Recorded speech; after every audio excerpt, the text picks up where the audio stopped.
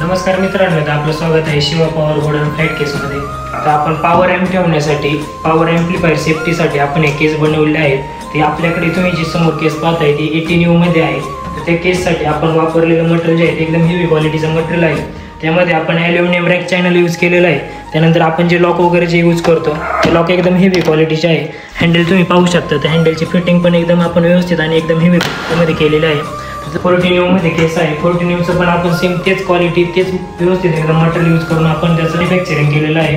14U केस झाल्यानंतर आपल्याकडे 12U मध्ये पण केसिंग केस आहे. 12U मध्ये आपल्याकडे सिंगलमध्ये पण मित्रांनो ही केस आहे. फिनिशिंग पाहू शकता.